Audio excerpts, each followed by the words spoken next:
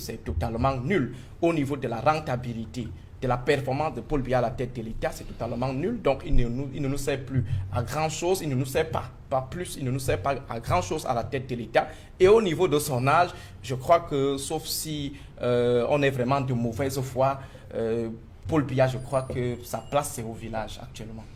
Paul Biya préfère fonctionner avec ses anciens amis de l'UNC, ses anciens amis de la création du Rassemblement démocratique du peuple camerounais, d'où la similarité au niveau des âges. Ils ont pratiquement le même âge, donc ce sont des gens d'une même génération. Il a donc il nourrit une certaine phobie à l'endroit de ceux-là qui sont de la nouvelle génération. Forcément, il s'est dit, ils ne comprennent rien, ou alors ils n'ont pas vécu les mêmes émotions que nous, et par conséquent, ils risquent de gaffer. Il s'est dit également, avec eux, c'est un climat de confiance, il serait difficile de présumer un seul instant que un méca qui est le chef d'état-major soit dans une situation de coup d'état ou alors de renversement du pouvoir de Paul Biya. Il fera quoi du pouvoir finalement? Il serait difficile de présumer que Kaba-Yégué Djibril peut avoir les prétentions de renverser Paul Biya. Par contre, si on a un Serge Kelbey qui a encore de l'âge devant lui, il a des dents longues, la tentation peut être un peu plus grande. Et donc, Paul Biya joue sur la carte des fidélités originelles, durables. Il joue également sur le fait que dans l'imaginaire collectif, on a une perception purement traditionnelle, patriarcale du pouvoir au Cameroun. On dit le président de la République ou alors ceux qui sont à la tête des institutions, ils sont des patriarches. Je ne sais pas si être patriarche vous met à l'abri de toute critique ou alors de toute éviction à votre poste, ou alors ça vous donne tout simplement la science infuse. Être patriarche, on peut avoir des patriarches totalement bêtes, on peut avoir des aînés voleurs, on peut avoir des chefs traditionnels qui sont des bandits au sens pur du terme.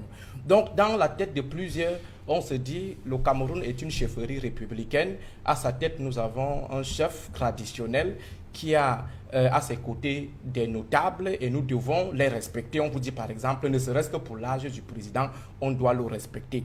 Est-ce qu'on devrait aussi respecter un bandit ou un voleur parce qu'il est déjà âgé ou alors parce qu'il a 80-90 ans? Si un bandit a 90 ans, je crois qu'il ne peut plus nous balancer son statut de patriarche, un patriarche bandit. Donc, il y a cet élément. Il y a un autre élément qui est lié au fait que l'état de droit n'est pas respecté au Cameroun. L'état de droit, c'est un État qui est bâti sur le droit et ne fonctionne que suivant les règles, donc le droit. Et l'état de droit, c'est également la séparation des différents pouvoirs. Le pouvoir judiciaire, le pouvoir législatif et le pouvoir exécutif. Or, au Cameroun, on a l'impression que cette séparation n'est pas de mise. On a l'impression que tout le monde est accroché au président de la République qui est le chef de l'exécutif, qui devrait être concurrencé par le chef du pouvoir législatif et le chef du pouvoir judiciaire. Vous voyez, M. Kaba-Yégué Djibril, il chante les louanges de Paul Biya. Pourtant, dans le jeu des rapports de force entre les différents pouvoirs, les trois pouvoirs, il devrait avoir une certaine réciprocité dans l'influence. On devrait observer une certaine tension permanente entre le président de l'Assemblée nationale et le président de la République qui est chef de l'exécutif.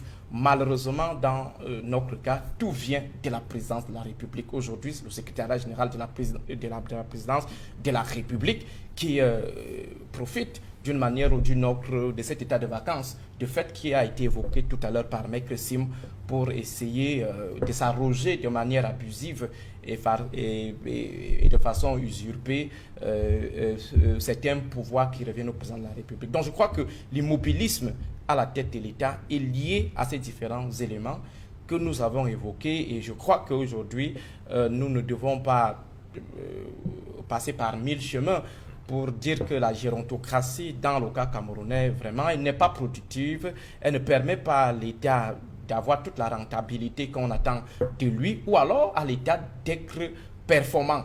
Si M. Paul Biya avait garanti de l'eau aux Camerounais, de l'éducation pour tous aux Camerounais, avec garantie de l'énergie électrique aux Camerounais, je crois qu'on serait aujourd'hui indulgent à son endroit, au-delà de son âge. Et aussi, si les signaux qu'il nous envoyait nous rassuraient quand même qu'il était dans une posture de quelqu'un qui peut encore gouverner, on serait en train de lui accorder les circonstances atténuantes. Or, dans les deux cas, vous voyez que c'est totalement nul. Au niveau de la rentabilité, de la performance de Paul Biya à la tête de l'État, c'est totalement nul. Donc, il ne nous sert plus à grand-chose, il ne nous sert pas plus, il ne nous sert pas à grand-chose à la tête de l'État. Et au niveau de son âge, je crois que, sauf si on est vraiment de mauvaise foi, Paul Biya, je crois que sa place, c'est au village actuellement. Edmond Kamga, avec vous, je voudrais qu'on évoque les conséquences de cet immobilisme au sein des institutions ou bien de cette gérontocratie gouvernante. Voyez-vous, la longévité au pouvoir crée forcément des problèmes. Cela entraîne la paralysie de l'État. Voyez-vous également, le président Paul Biya est à la tête de l'État du Cameroun depuis le 6 novembre 1982. Il a vu défiler plusieurs présidents américains, au moins 7, de Ronald Reagan jusqu'à Donald Trump, qui est là pour son deuxième passage, Donald Trump, aux États-Unis. Il a vu défiler 5 présidents français, plusieurs présidents de l'ancienne Union soviétique et de la Fédération de Russie. Il a vu défiler plusieurs chanceliers allemands. En réalité, il a vécu les deux mondes, c'est-à-dire le monde de la première guerre froide et le monde de la deuxième guerre froide. C'est-à-dire le monde d'avant la chute du mur de Berlin et le monde après la chute du mur de Berlin. C'est un patriarche qui a presque ou pratiquement traversé le siècle. C'est bon pour l'histoire, pour son histoire personnelle, mais aussi c'est important. Ça, il faut le dire, c'est-à-dire sur le plan de la notion de patriarche, parce qu'en Afrique, la notion de patriarcat est très importante. C'est-à-dire c'est quelqu'un qui a vu, à travers les actions qu'il a pu poser à la tête de l'État du Cameroun, beaucoup de choses. Il a vu beaucoup de choses. Il a posé des actes aussi dans l'histoire. N'oubliez pas qu'il arrive dans les affaires publiques à l'âge de 29 ans, en 62. Il est dans le cabinet, directeur de cabinet de feu et Tekimboumwa. Plus tard, il est à la présidence de la République, il est directeur de cabinet civil, il est secrétaire général, il est même premier ministre de la République du Cameroun, mais il accède au pouvoir à l'âge de 49 ans. Mais depuis, nous avons le sentiment aujourd'hui qu'il a oublié que d'autres Camerounais qui ont 49 ans peuvent aussi accéder au pouvoir comme lui. La longévité au pouvoir, maintenant, pose beaucoup de problèmes. Il y a des conséquences néfastes dans la paralysie du pouvoir. J'ai aimé, Madame la présentatrice, lorsque vous avez précisé les âges, n'est-ce pas, de ceux qui, dans le protocole de l'État, sont désignés et défilent après le président de la République, qui a officiellement 92 ans. Voyez-vous, tous ceux qui le suivent, au moins les 3 ou 4 qui le suivent également, ont plus de 80 ans. Cela entraîne effectivement la paralysie, l'immobilisme et l'inertie. On a commencé à le développer sur ce plateau, depuis d'ailleurs plusieurs plateaux. D'abord, au niveau de la fonction du président de la République, vous savez qu'aujourd'hui, Paul Biya est le président de la République le plus âgé encore en fonction sur la planète. Terre. Sur la planète Terre, bien sûr. Pour l'instant, nous habitons la planète Terre. Nous ne sommes pas encore à Mars. Les efforts de la recherche scientifique n'ont pas encore permis d'habiter à la planète Mars, où il fait très chaud. Peut-être que dans les années à venir, on habitera d'autres planètes, mais pour l'instant, c'est le président le plus âgé encore en fonction sur la planète Terre. C'est un record planétaire. Mais maintenant, voyez-vous, il y a des conséquences néfastes à cela. Et parmi ces conséquences-là, il faut citer des conséquences sur le plan du fonctionnement de l'État, sur le plan du fonctionnement du gouvernement, sur le plan des relations entre la présidence de la République et les autres institutions de la République. Je pourrais pas à pas évoquer cela, mais je vais insister sur les aspects les plus importants. C'est qu'au niveau de la gouvernance du Cameroun, nous notons, nous observons que si Paul Biya avait respecté le consensus politique né de la Constitution du 18 janvier 1996, première mouture, dont l'une des dispositions était très claire, la limitation du mandat présidentiel à 7 ans renouvelable une seule fois. Si Paul Biya l'avait respecté, la première mouture de la Constitution, parce qu'il y a eu une deuxième mouture après la modification constitutionnelle du 2008, de mars-avril 2008, qui a supprimé la limitation du mandat présidentiel. Si Paul Biya avait respecté la première mouture de cette Constitution, on n'en serait pas là. C'est-à-dire qu'en faisant au trop 2 mandats de 7 ans, il serait parti en 2011. Et je pense que le Cameroun aurait eu un autre visage si Paul Biya n'était plus là en 2011. Je pense d'un visage rayonnant, un visage d'un Cameroun émergent, un visage d'un Cameroun où les populations de l'intérieur comme de l'extérieur, notamment la diaspora, ont envie de retourner au Cameroun investir. Mais maintenant, ce n'est pas possible parce qu'il n'y a plus de limites, de limitations dans le mandat présidentiel. Paul Biya peut être candidat chaque fois qu'il le désire. Officiellement, il n'a pas dit qu'il est candidat à l'élection présidentielle d'octobre 2025. Mais il y a des signes, des signaux qui montrent bien que rien ne l'empêche bientôt de déposer sa candidature et de faire officiellement campagne. Et cela pose un problème. Pourquoi cela pose un problème? C'est parce que ce dernier mandat, celui qu'il a obtenu en 2018 et qui s'achève cette année, s'il faut faire le bilan, nous nous rendons compte que c'était un mandat de trop. Rien n'a marché. Je dis, globalement, pas grand-chose n'a marché convenablement pour le peuple camerounais dès qu'il tient son mandat. Parce que, au niveau, je parlais des institutions tout à l'heure, et c'est important de les rappeler. Paul Biya n'a tenu qu'un seul conseil ministériel au cours de ce septennat, le 4 janvier 2019.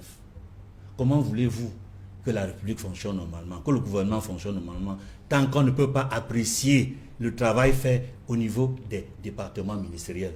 Parce que je le dis toujours, les conseils de cabinet du Premier ministre, malgré sa bonne volonté, sont largement insuffisants pour impulser la donne, pour donner le ton pour que le gouvernement fonctionne normalement. Et il y a eu également, on attend le prochain Conseil supérieur de la magistrature, dont le dernier date d'août 2020. Et on voit la paralysie dans le fonctionnement de la magistrature camerounaise. Et je rappelais souvent, je l'ai souvent rappelé, que le ministre d'État, le ministre de la Justice, malgré sa bonne volonté, lui-même a constaté qu'il ne peut pas faire mieux. Parce que c'est lui qui avait dit que nous avons plus de 800 dossiers disciplinaires sur plus de 1700 magistrats. Et puis, malheureusement, on ne peut les examiner qu'au Conseil supérieur de la magistrature, qui ne s'est pas tenu. Et vous imaginez le nombre de promotions de magistrats, d'auditeurs de justice qui ne sont pas intégrés. Des mécanismes sont pris pour leur donner du travail d'une manière ou d'une autre, mais qui ne sont pas dans la légalité. Voyez-vous, il y a beaucoup de scandales dans la République.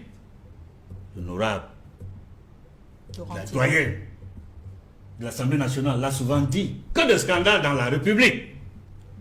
Les affaires Glencore, les scandales, l'assassinat de Martinez Zogo.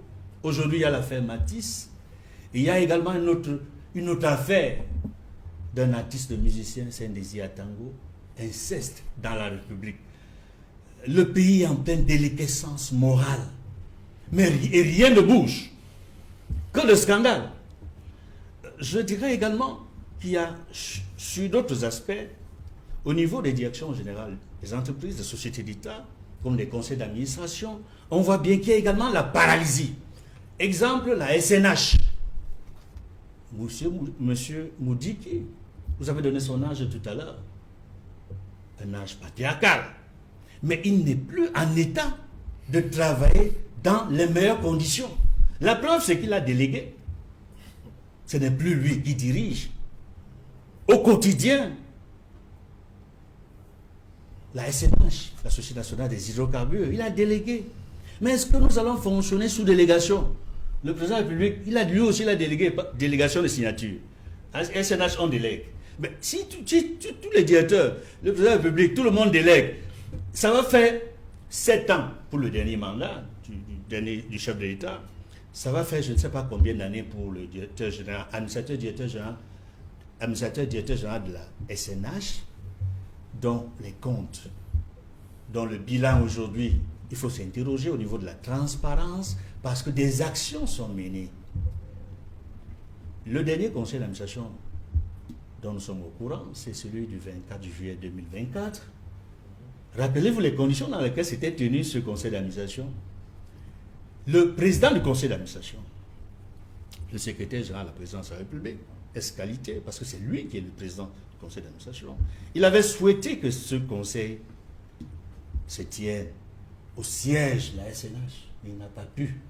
Initialement, c'était prévu pour le 17 juillet 2024, mais il a dû délocaliser au secrétariat général de la présidence de la République le dit conseil d'administration extraordinaire qui a pris un certain nombre de mesures, d'actes. On se souvient de l'affaire Savannah, on se souvient de l'affaire aujourd'hui, Glencore.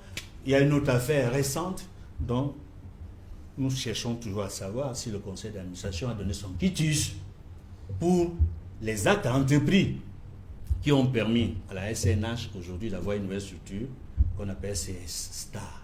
Voyez-vous, ça crée des problèmes dans le fonctionnement normal des entreprises publiques, dans le fonctionnement normal des sociétés d'État, dans le fonctionnement du gouvernement, dans les relations entre la présidence de la République et le Premier ministre chef du gouvernement, qui visiblement n'est là que pour inaugurer les chrysanthèmes. Voyez-vous, il est en fonction. Je trouve que le Premier ministre chef du gouvernement a beaucoup de bonne volonté, mais il ne peut plus rien. Il ne peut plus rien, il est dépassé. Même quand il y a délégation, il n'a pas encore pu bénéficier d'une délégation de pouvoir parce que le président de la République peut le permettre. La Constitution le permet. L'article 10 permet au président de la République de déléguer le pouvoir. Il n'a pas délégué au président de la République. Il a délégué la signature au secrétaire général de la présidence de la République. Voici l'article 10 que le chef de l'État aurait pu éventuellement, j'ai dit éventuellement, on va y revenir, convoquer. Edmond. Permettez que je... C'est pas long.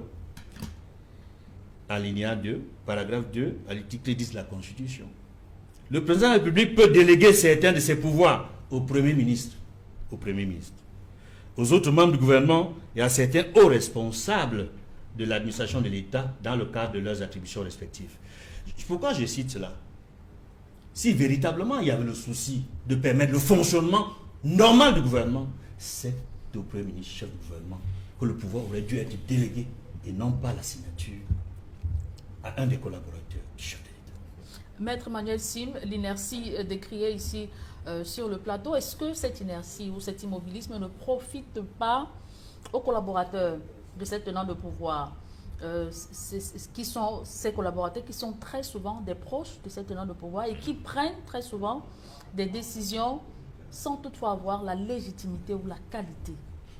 Oui, disons que le Cameroun est devenu en fait un État, je l'ai toujours dit, mais quand je le dis, on pense que c'est parce que je n'aime pas ce pays, c'est le contraire. Nous sommes devenus un vrai État voyou. Vous savez, notre pays, il faut qu'on se le dise aujourd'hui en face, qu'on n'ait plus peur des mots. On est devenu un vrai État voyou. Voyez-vous, le président de la République n'est pas là. J'entends dire qu'il travaille chez lui pendant 3 mois. Écoutez, monsieur Kelbet, je ne ferai pas un mois, je ne dis pas un mois, je ne ferai pas une semaine sans aller à mon cabinet d'avocat si je suis à Yaoundé. C'est impossible. Même les dimanches, en roulant, parfois, je me retrouve en train d'aller vers mon cabinet d'avocat alors que je vais ailleurs. Parce que c'est mon réflexe habituel. Comment on fait pour diriger un cabinet d'avocat si on n'est pas là pendant des semaines, des mois, M. Kelbet? Comment on fait pour diriger un pays quand on n'est pas là? La conséquence, donc, c'est que finalement, l'État est voyou. Chaque ministre est devenu le président de son ministère, puisqu'il ne rend compte à personne. Il ne rend compte à personne. Le président bien ne les voit pas. Ça fait, on l'a dit déjà, 6 ans qu'il n'a pas pu les réunir en conseil des ministres. Il ne les voit pas. Il ne leur parle donc pas directement. Comment on fait? Chaque ministre est devenu propriétaire de son ministère. Et c'est pour ça qu'il y a des guerres aujourd'hui qui créent la paralysie. Lorsque M. Ngongo fait un communiqué disant qu'il y a haute instruction, le ministre de la Justice dit « Je doute quand même un peu de l'authenticité de cette instruction. » On en est arrivé là. Mais c'est parce que précisément, notre pays est un pays où on ne respecte plus rien du tout. Je dis bien rien du tout. Au niveau de l'État central, on ne respecte même pas les lois qu'on s'est données nous-mêmes. Et c'est ceux qui ont fait ces lois qui ne respectent précisément pas. Mais parce que le président n'est pas là et qu'il ne veille donc pas à ce que les choses soient faites. Je pourrais prendre 10 cas. On y dormirait jusqu'au matin. Premier cas. On vous dit que le président de la République doit réunir le conseil de magistrature chaque année. Il ne le fait pas. C'est écrit, mais il ne le fait pas. On vous dit que les ministres, le chef de l'État et les autres personnalités qui ont des fonctions de pouvoir doivent déclarer leurs biens avant d'entrer en fonction. Depuis 1996, M. Paul Biya n'a pas pris la peine de prendre le décret qui met en place la commission pour déclarer les biens. C'est-à-dire que la Constitution prend des mesures et dit désormais, pour éviter qu'il y ait la corruption, qu'il y ait des détournements de données publiques, on va procéder de telle manière qu'avant d'entrer en fonction, vous dites déjà les biens que vous avez, permettant donc qu'on puisse faire un contrôle a posteriori et savoir si vous êtes enrichi illicitement. M. Paul Biya a refusé délibérément de prendre le décret pour permettre que cela soit fait. Vous vous rendez compte? C'est-à-dire un individu décide de mettre entre parenthèses la Constitution, la loi fondamentale de son propre pays. Mais comment on appelle ça? C'est des choses de voyous. C'est pas autre chose. Mono le disait maintenant. On veut bien respecter l'âge de ceux qui nous gouvernent. Mais ici, s'ils sont âgés, qui rentrent à la maison, s'ils continuent à gouverner, eh bien, ils doivent admettre qu'on leur dise des choses froidement, sans tenir compte de leur grand âge. On a dit, moi je suis avocat, il y a une loi qui a été promulguée en 1990, qui organise notre profession, qui prévoit que les avocats ont droit aux émoluments. 90, on est en 2025, jamais aucun avocat n'a reçu un moindre copec comme émolument. On prend des lois, voyez-vous, mais on ne les applique pas. Ce n'est pas un pays dans lequel on vit aujourd'hui. Et j'entends des gens continuer à dire, oui, mais quand même, le président Paul Biya travaille, il travaille chez lui, il suit, les dossiers viennent chez lui, mais est-ce que Paul Biya peut lire des centaines de dossiers qu'on lui rapporte honnêtement? Pourquoi vous faites ça, M. Kelbey? Mais vous êtes jeune, c'est à vous de dire au président de la République, monsieur le président de la République, ça va, c'est bon, nous sommes là pour vous suppléer. Ne mourrez pas à la tâche. Nous avons été formés, nous sommes jeunes, on a de l'énergie, nous sommes là pour vous remplacer. Et quand l'un de vous a osé demander ça, monsieur Nonateler, que je salue, mais qu'est-ce que je n'ai pas entendu? Qu'est-ce qu'on n'entend pas, vos militants, dire contre ces garçons qui osent simplement dire au chef de l'État, monsieur le président, en 43 ans, vous ne dites pas au monde entier que vous n'avez pas réussi à trouver des Camerounais, même dans votre camp, en capacité d'assurer même pas la fonction suprême, mais d'autres fonctions. Il y a des ministres qui ont déjà fait là 30 ans. Il y en a un au commerce, ça fait 20 ans qu'il est là. Dans le même ministère, mais comment on fait même pour travailler 20 ans dans un même ministère, sans se fatiguer, sans se lasser? Comment on peut apporter de l'innovation quand on a fait 20 ans au même endroit? C'est pas possible. Vous savez, l'autre jour, j'ai un ami qui vient à mon cabinet et il me dit qu'il y a des toiles d'araignée derrière ma tête. Moi, je ne les voyais pas. Hein. Je ne peux pas avoir cette toile d'araignée parce que je viens tous les matins dans ce bureau-là et je m'assois et tout a l'air normal. C'est souvent des gens qui viennent de dehors qui me disent « Ah, maître, il faut mettre un peu de peinture là, il y a un peu une fuite d'eau. » Moi, je ne me rends pas compte de ça. Donc, quand on met à un poste de 20 ans, on ne peut pas innover. La paralysie devient absolument automatique. Mais je vois des Camerounais qui continuent aujourd'hui à nous demander, à nous dire que la solution la meilleure pour ce pays, c'est encore Paul Biya. Je dis à ces Camerounais, je leur dis en face encore aujourd'hui, cela est un crime que vous commettez en maintenant Paul Biya à ce poste-là. Parce que ce n'est pas sûr qu'il en veut encore. Je ne suis pas certain que l'homme qu'on appelle Paul Biya a encore envie de rester à ce poste. Je n'ai pas le sentiment.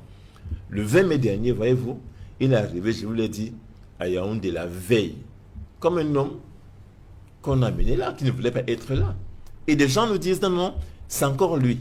Non, je vous en supplie, on appelle ça en droit un abus de faiblesse. J'ai le sentiment d'avocat que nous sommes en présence d'un abus de faiblesse, d'une personne qui n'a plus les capacités et qu'on amène là comme un pot de fleurs, on le dépose dans le dessein unique de garder son pouvoir. Ces gars-là savent que tant que Paul Biya ne gouverne plus, eux, ils sont à leur poste de ministre à des tenants vitam. Monsieur Kelbessé, Paul Biya était le champion des remaniements ministériels. Souvent, après 3 mois, il remaniait. Moi, j'étais jeune, 6 mois, comme vous vous souvenez. Après 6 mois, il y avait au moins un réaménagement, ça bougeait. Ça ne bouge plus. 6 ans sans remanier. Mais des ministres sont morts. Des ministres sont décédés. Jusqu'à présent, ils n'ont pas été remplacés. Et on nous dit que non, on a délégué. Non. Ça veut dire que Paul Biya peut donc faire un gouvernement sans aucun ministre, puisque ceux qui sont morts ne sont pas remplacés.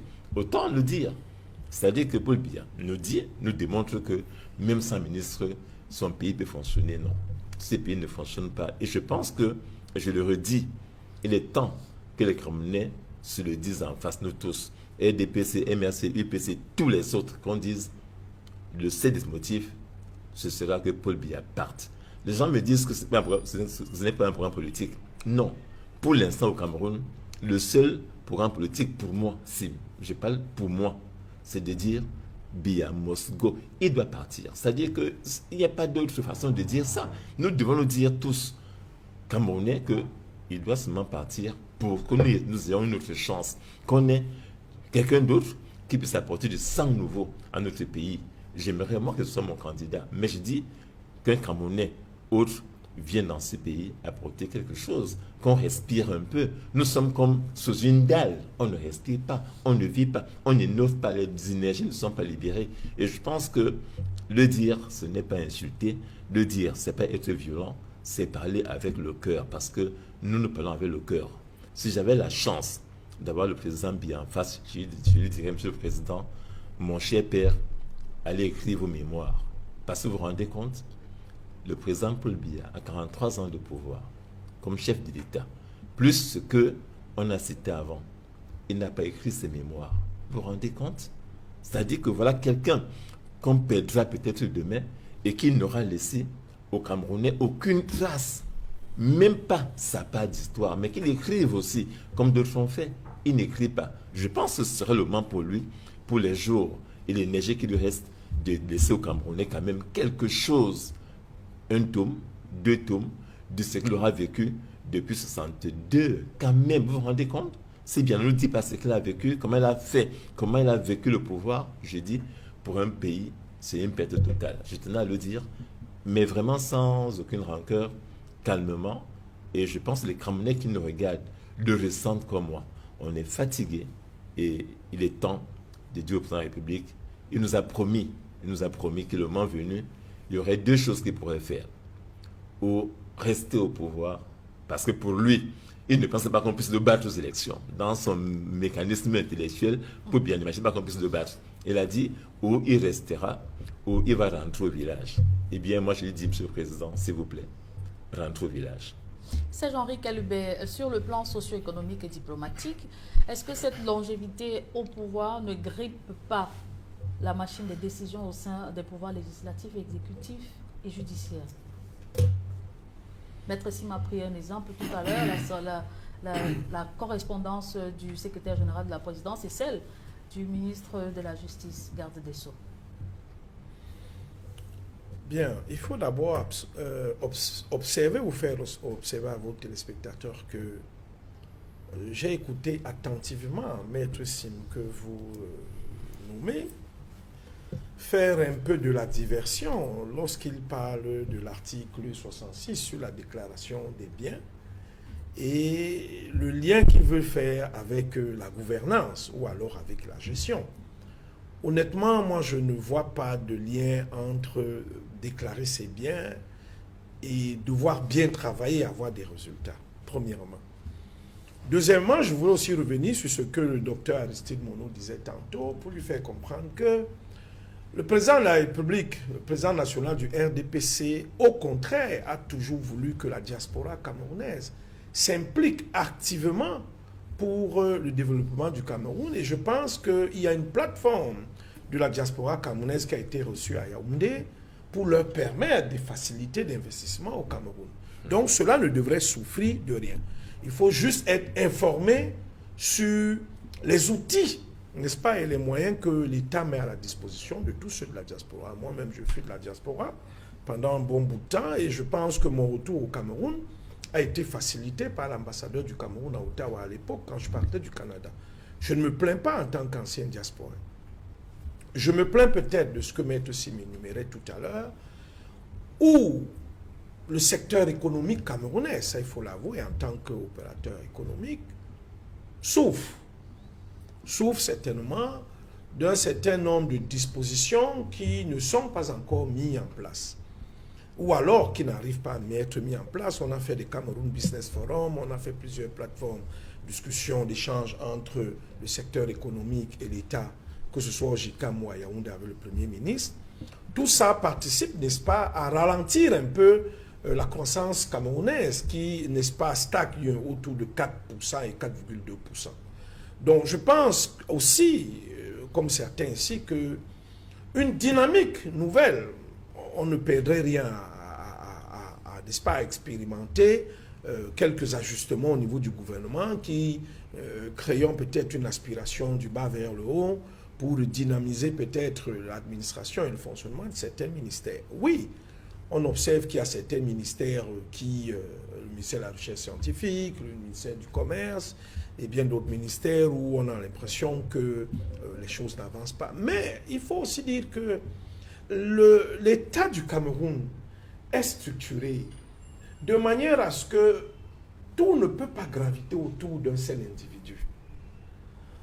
On prend peut-être le cas du ministère de la Justice. Je pense que le ministre Jean de Dieu Momo a quand même, à l'absence du garde des Sceaux, géré ce ministère, géré des affaires courantes, parmi lesquelles on parlera peut-être d'une affaire tout à l'heure, qui, que ce soit l'affaire Matisse ou bien l'affaire de l'artiste, donc quelqu'un a parlé sur le plateau tout à l'heure, que la justice joue son rôle, les procureurs généraux font leur boulot, ils n'ont pas besoin que le chef de l'État parte de Vomeka ou soit au palais. Chacun connaît sa tâche. Je ne veux pas dire que le Cameroun est sous un pilotage automatique, mais les choses sont faites de manière à ce que le Cameroun fonctionne. Peut-être pas comme nous tous, nous voulions, surtout nous ou moi du secteur privé, on peut dire qu'il y a à faire, étant donné qu'aucune œuvre humaine n'est pas faite. Il y a des choses à améliorer. Vous avez parlé tout à l'heure du tissu économique. Des investissements comme le port de Kribi, à eux seuls, viennent de leur côté ou de leur manière apporter, n'est-ce pas, un petit oxygène sur le tissu économique avec un investissement comme celui-là. On sent quand même de ce côté un petit pôle d'attraction qui fait tourner quand même de l'argent et qui crée un chiffre d'affaires. On a des sociétés métallurgiques qui sont installées au Cameroun et de plus en plus viennent s'installer. Nous avons des nouveaux barrages qui sont faits malgré le déficit énergétique que je reconnais, mais il y a des actions qui sont posées. Sur le plan diplomatique, je pense que l'ancien Premier ministre Yann Philémon a quand même un siège aux Nations Unies qu'il faut féliciter. Et je peux citer d'autres cas pour montrer que ce soit sur le plan diplomatique, que ce soit sur le plan économique, le Cameroun rayonne. Mais on aurait voulu que ces rayons de soleil soient peut-être plus ardents sur l'économie, de manière à ce que Maître Sim n'ait pas nettoyé ses toiles d'araignée derrière le bureau et ait peut-être un bureau au 14e étage d'une tour de 30. Hein, et peut-être que ses affaires soient florissantes. Non, il ne faut pas penser que tout est gâté, tout va mal. Il y a à faire et à refaire, ça c'est sûr. Et je peux vous dire que la personne la plus gênée et la plus embêtée d'un certain, ou de l'observation d'une stagnation d'un certain nombre de choses serait le chef de l'État lui-même, qui plusieurs fois a rappelé à l'époque à certains ministre, ou alors a fait savoir que... À l'époque. Oui, je dis à l'époque, À l'époque. où il nous faisait... C'est beau. Il le fait maintenant, maître. À l'époque. Le président de la République... Non, mon frère, je retiens que c'était à l'époque. Oui, bien entendu, je ne dis pas non. Cette époque ne date pas de 10 ans. Il n'est plus au courant de rien, c'est ça le problème. Le chef de l'État est au courant de tout. Je peux vous dire. Il est au courant de tout. Il ne fait donc rien, pourquoi? Le problème, vous savez, on a parlé à un moment donné du temps du président. Vous n'allez pas forcer à quelqu'un qui jouit de son pouvoir discrétionnaire. Tout comme des silences du président. Pardon? Tout comme les silences du président. Oui, peut-être tout comme le silence du président. C'est pour dire qu'on ne répond pas à tout. Et bien entendu, c'est une sagesse qui vous fait comprendre qu'il y a des choses sur lesquelles vous pouvez les laisser passer sans tout à fait réagir. Je voudrais tout simplement, une fois de plus, dire ici sur ce plateau que le Cameroun est debout.